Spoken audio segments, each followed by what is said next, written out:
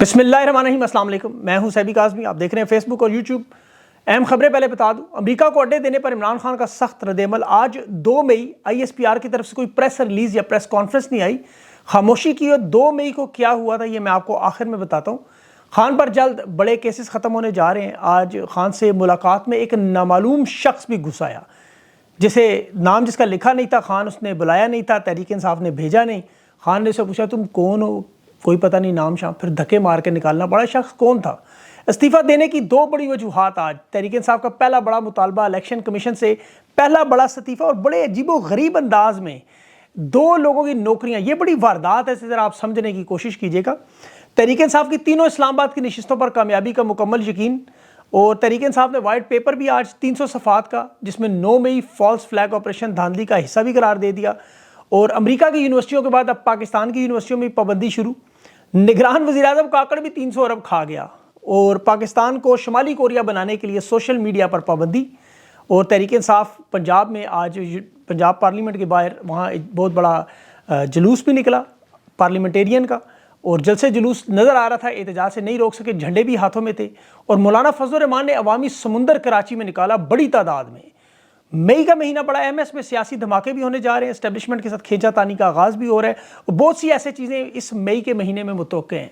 کسانوں کے ساتھ بھی تحریک انصاف کھڑی ہوگی، اور جماعت اسلامی کا بھی 4 دن کا گندم نہ خریدنے پر وزیر اعلیٰ کے دفتر کے باہر احتجاج۔ اور پشاور ہائی کورٹ نے آج علی امین گنڈا پور کی گرفتاری سے پنجاب کے اداروں کو روکا۔ اور آج گنڈا پور نے پھر عمران خان کا حکم دہرایا کہ انتظار ہے صرف، لیکن حقوق پر پیچھے نہیں ہٹیں گے۔ لیکن یہاں ایک ان کا اپنا شہری خیبر پختونخوا کامران خان، جس کا اغوا ہے، وہ بھی منتظر ہے انصاف کا۔ اس کی میں پوری تفصیل آپ کے سامنے رکھتا ہوں، اس لڑکے کو کیوں اٹھایا کیوں گیا۔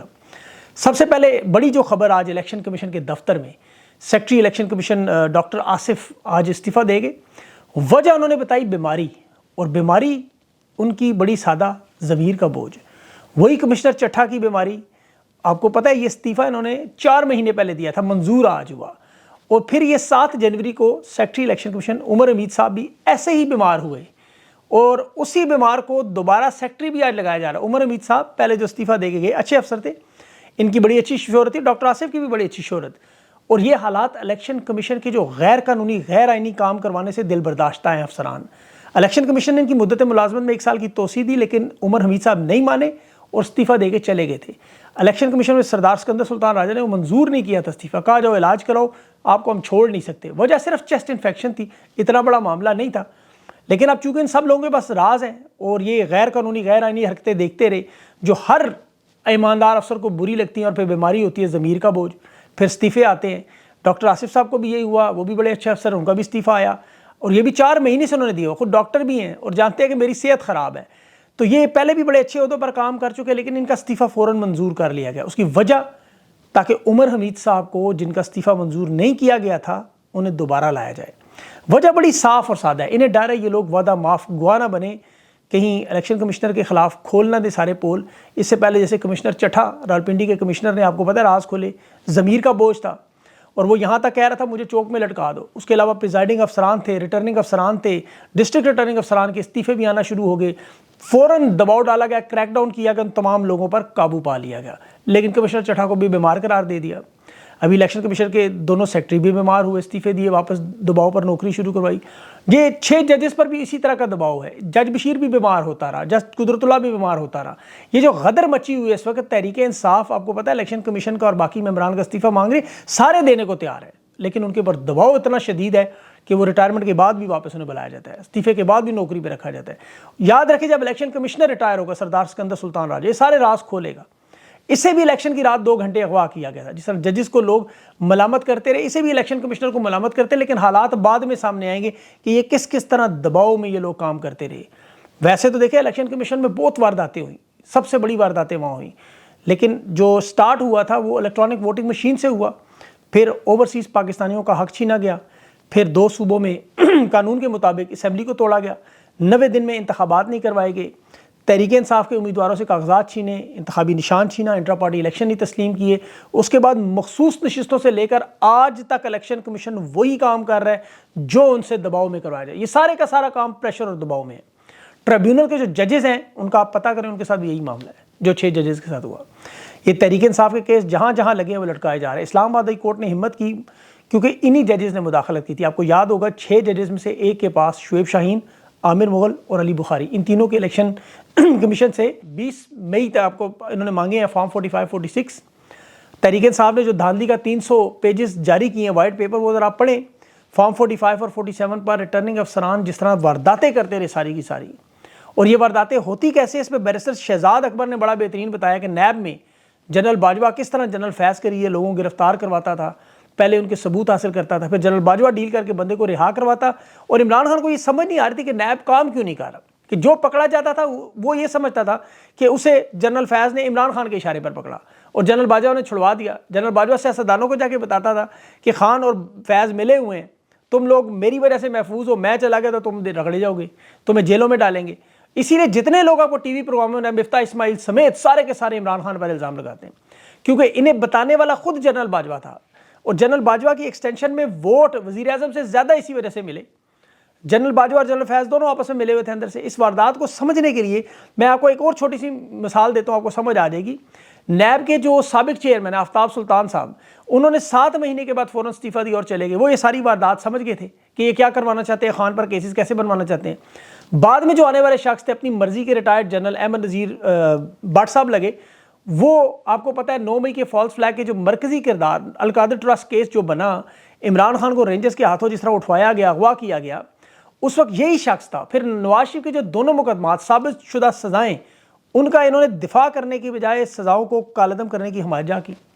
یہ وہی شخص تھے. اور نواز شریف کو باقاعدہ العزیزیہ ریفرنس میں 2 نامعلوم ذرائع سے اسٹیل مل میں 2 ارب کی ترسیلات موصول ہوئی، لیکن نیب نے بجائے ان کو پکڑنے کے حمایت کر دی کہ انہیں بری کریں. القادر ٹرسٹ میں خان کو ایک پیسہ بھی نہیں ملا اور خان کو اغوا بھی کر لیا. تو یہ اس طرح دباؤ سے سارا کام ہوتا ہے.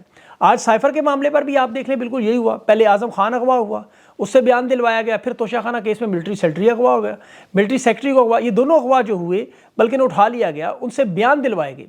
آج وہ پروسیکیوٹر حامد شاہ جس طرح کیس لٹکانے کی کوشش کر رہا ہے، وہ بھی ضرور دباؤ میں ہوگا. یہ سماعت ملتوی کروانا، وہ اب تو سماعت تک ملتوی ہوئی ہے. میاں گل حسن صاحب نے آج جو محفوظ فیصلوں کی فہرست بتائی جو بڑی لمبی ہوتی جا رہی ہے، اور پوچھا کہ کتنا ٹائم چاہیے بھائی آپ کو، یہاں گھنٹوں بیٹھ کے آپ کا کیس ہی سنتے رہے ہم. کہتے ہیں نہیں، مجھے 5 گھنٹے مزید دے دیں دلائل مکمل کرنے پر. لیکن پھر بار بار جج عامر فاروق نے بھی پوچھا کتنا ٹائم کتنا ہے سماعت کے، کہتے ہیں مجھے 4 سماعتیں یعنی 4 پورے دن دے دیں. پہلے یہ کیس 16 گھنٹے چل چکا ہے. اور جج عامر فاروق نے یہی پھر وہی سوال پوچھے کہ سائفر کا جو گائیڈ لائن کا کتابچہ وہ تو ہم نے آپ کو دے دیا ہے، یہ نہ کل ہمارے خلاف بھی ایف آئی آر. ججز کو پتہ ہے کہ ساری واردات ہے، اور یہ بڑے اہم سوالات ہیں. اعظم خان کے بیان میں دیکھیں جس مقدس کتاب پہ انہوں نے ہاتھ رکھوایا وہ قرآن مجید بھی نہیں تھا. چیف جسٹس پوچھ رہا تھا خود، کیا وہ مقدس کتاب قرآن پاک تھی؟ انہیں یقین نہیں تھا کہ اندر کوئی اور کتاب رکھ دی ہوگی انہوں نے. ان لوگوں کا کوئی دین ایمان نہیں ہے. اور دیکھیں وزیر اعظم ہاؤس میں ہزاروں کی تعداد میں لیٹرز آتے ہیں. اب وہ بیرونی دنیا سے وہ کیا سارے کے سارے سائفر ہیں، کیا وہ کبھی گم نہیں ہوئے؟ بہت سارے ایسے سوالات ہیں. پھر خان سے جو دفعہ 342 کا بیان بغیر وکیل کے کروایا گیا، اس پہ بھی حامد علی شاہ صاحب کہتے ہیں جی میری تیاری نہیں ہے اس کے دلائل پہ، حالانکہ وہ سارا معاملہ سامنے. لہرانے کا خط لہرانے کا معاملہ بھی وہی ادھر نکلا کہ جی وہ اے آر وائی کے پروگرام میں خان نے کہا کہ مجھے خود نہیں پتا اس کے اندر کیا ہے. یہ آج خان کے ساتھ ڈیالہ جیل میں بھی بڑا عجیب معاملہ ہوا. وہاں انتظار پنجوتا تھے اور بشرا بھی ملاقات کے لیے دونوں کو نہیں ملنے دیا. دونوں کا نام لکھا تھا، دونوں کے نام باقاعدہ انہوں نے کاٹے مار دیے. یہ خان کی آخری ملاقات میں تھی. اچانک ایک نامعلوم شخص بھی پھر کہیں سے گھسا ہے عمران خان کو ملنے. دیکھیں ہائی سیکیورٹی ایریا میں یہ شخص گیا کیسے؟ خان نے اسے براہ راست ملا، خان کے پاس پہنچ گیا. خان نے اسے پوچھا تم کون ہو بھائی؟ وہ آئیں بائیں شائیں کہ مجھے پتہ نہیں. خان نے پھر غصے میں باہر سے نکلنے کا کہا اور وہ شخص نکلا. تقریباً دھکے مار کے نکالنا پڑا. یہ بڑا پراسرار اور خطرناک معاملہ ہے. یہاں عمران خان کے عزیز و اقارب نہیں پہنچ سکتے، وکلا نہیں پہنچ سکتے. ایک نامعلوم شخص، گمنام شخص، جو لازمی سی بات ہے خفیہ اداروں کا کوئی بندہ ان سے بھیج دیا ہوگا، جو خان پہ دباؤ ڈالو کہ دیکھو ہم جیل کے اندر بھی آپ تک پہنچ سکتے ہیں. تو یہ عوام تک بات پہنچنی چاہیے. چک شومر کا بیان اس لیے یاد رکھیں. اسد کیسر سے آج خان کی بڑی اہم بات ہوئی. ایک تو کسانوں کی تحریک کے بارے میں بھی بات ہوئی. 2 اڈے جو امریکہ کو دیے گئے ایران اور افغانستان کے خلاف، اس پر بھی تحریک انصاف نے واضح موقف بیان کیا ہے. خان نے اسٹیٹمنٹ بھی دی کہ پہلے تھوڑا خمیازہ بھگتا ہے آپ نے. فارن آفس کو ساتھ ہی انہوں نے تردید دے دی کہ ہمارے تو کوئی ایسے اڈے نہیں. لیکن پرویز مشرف کے دور میں بھی شمسی ایئر بیس پر ایسی باتیں کرتے تھے. اور خان کا یہی بیان انہیں برا لگتا تھا. امریکہ کو اڈے دینے کا آپ کو یاد ہوگا، ایبسولوٹلی ناٹ. اسی کے بعد ہی مسائل شروع ہوئے کہ آج خان بش اور بیوی سے ملاقات تک نہیں کر سکتا. یہ پاکستان کو واضح طور پر شمالی کوریا بنا رہے ہیں. یقین کریں قانون آئین کو تباہ کر کے. ابھی جو سوشل میڈیا کے خلاف قانون، نئی ڈیجیٹل اتھارٹی کا قیام، وزیر قانون وزیر اطلاعات کی ملاقات ہو رہی ہے، دونوں پارلیمنٹ میں بھی اور سیشن میں بھی سوشل میڈیا میں ڈیجیٹل رائٹس کے خلاف ظاہر تو یہ خلاف ورزی کے خلاف قانون لا رہے ہیں، لیکن سب جانتے ہیں کہ روکنا پڑے گا، کیونکہ جنگل کے بادشاہ کو سوشل میڈیا کا بڑا مسئلہ ہے۔ آرٹیکل 19 کا حوالہ بھی دیا کرے، جو لوگ نہیں مانتے انہیں اس کے دائرے کے اندر لانا ہے۔ اب آرٹیکل 6 بھی ایک دائرہ ہے جو حلف کی پاسداری اور طاقت کے استعمال اور غیر آئینی طریقے سے آئین کو معطل کرنا، التوا کرنا، ختم کرنا، غداری، یہ بھی آرٹیکل 6 ہے۔ یہ بھی سارے ان کو پڑھنا تو چاہیے لازمی۔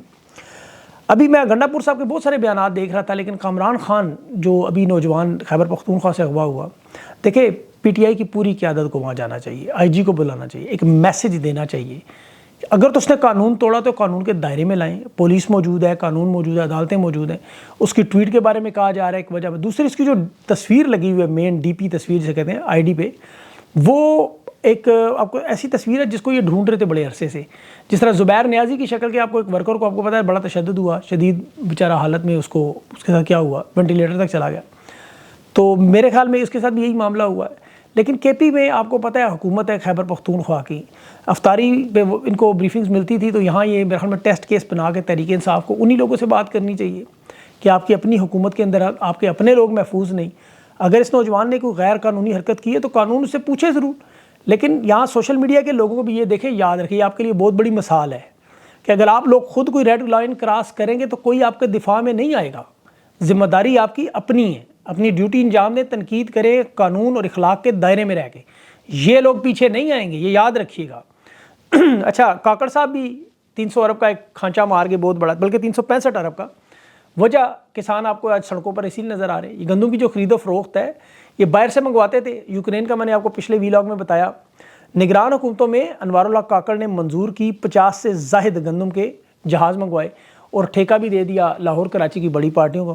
منگوانی تھی 10 لاکھ، انہوں نے منگوا لی 35 لاکھ، اور اس کی جو قیمت رکھی انہوں نے 2900 روپے کے حساب سے فی من، بلکہ 4700 فی من کے حساب سے قیمت لگائی۔